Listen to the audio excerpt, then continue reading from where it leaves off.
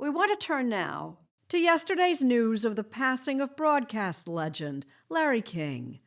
We have a remembrance from Lee Cowan. Do you pinch yourself, saying, how did all this happen to me? How old were you when you said, I'm going to run for office? You're talking about the cream of the crop. Did you ever say to yourself, I'm an alcoholic? Yes. Maybe the reason Larry King talked with so many people How did they tell you you're going to be a knight? is simply because so many people wanted to talk to him. Larry King now. That's the intro. Nearly 60,000 interviews over his 60-year career. Just think about that. He was practically on the air more than he was off it.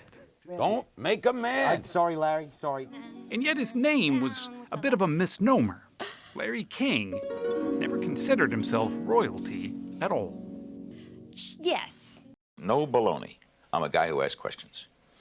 I'm a guy who asks questions. That's all. I'm a guy who's curious. From the nation's capital, Mutual Radio presents The Larry King Show. Good evening, everybody, on this Friday night. He started in radio in the late 50s. He told Charles Osgood that broadcasting cast its spell early, when he was just a boy, growing up as Larry Zeiger in Brooklyn. I'd listen to the radio in my room and run into the bathroom and imitate. And now, a tale well calculated to keep you in suspense. What a way to make a living. But it was cable TV where he made conversation an art form, and suspenders a fashion statement. Do you ever own a jacket? I own a jacket, yeah, but I just like this look. Okay, fine, just curious. Okay. He asked the questions others wished they'd thought of, but didn't. Is it hard to drive by the Watergate? Well, I've never been in the Watergate, so it's kind of hard for me to drive. Never been in the restaurant? No. Other people were in there, though, unfortunately. Is that, for you, frustrating to not remember something? Yes, it's very frustrating. He could chat it up with anyone, from presidents to pop stars. Pot is still a part of your life, right? I mean, 7 days a week. It's my medical marijuana. It's my get up and get going, my wake and bake, my breakfast of champions. How much do you Weebies. Even serial murderers and dictators got the same Larry King everyone did. What was it like to kill someone? He had to be the hardest working person in broadcasting, without a doubt. I don't think there was one day that he felt like it was work. Let me see the two-shot, please. Temi Haddad was Larry King Live's founding executive producer. You know, he often got criticized for asking softballs, but sometimes the softballs ended up being the hardest questions to answer. But what Larry did is he made people feel so comfortable that they would end up going beyond their talking points. What happened with the submarine? It sunk.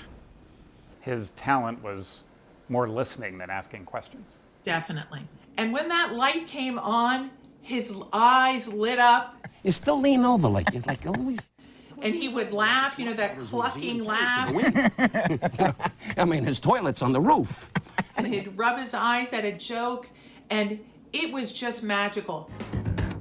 He could rival just about any red carpet with his parade of celebrity interviews. You're in another ballpark, Frank. Yeah, I agree with that. And yet he was only really nervous about one, Frank Sinatra. Why don't you do more interviews? Nobody invites me. Got an angel beside me. Whatever. His interview with Marlon Brando grabbed headlines too. And not just because Brando hardly talked to anyone, and not because the two of them sang together, but for how they ended their interview. Darling, goodbye. Goodbye.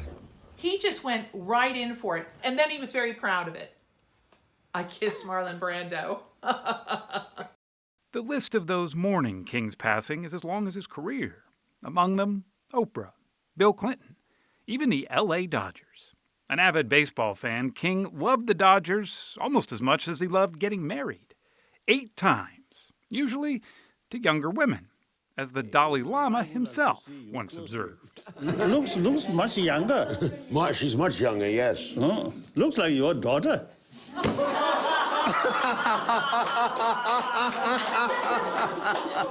Sorry. Heart troubles and other ailments dogged King for years. He told Mike Wallace that the fear of possibly losing those health battles was what kept him up at night. The only thing I worry about is dying. What do you worry about? You're a boy. Oh, boy. This universe has been around a long time, and it's going to be around a long time. And I'm here for a blip of it. Right. And I want to see it all. It's good to be the king. I am so thrilled you're back. Hello again. Even after signing off CNN in 2010, he moved his conversations to the internet to make sure he didn't miss a beat. All right, we'll see if it works. Kept asking questions, always looking for the next great guest. King jokingly wrote in his memoir back in 2009 that there was really only one interview he never got. And he said God. You know, there's only one question he'd ask. Why? That's for sure. So God's in for it this weekend? Yeah, God's in for it this weekend. Let's hope he'll roll up his sleeves, hunch over that microphone, and take a caller or two. Imagine the ratings for that.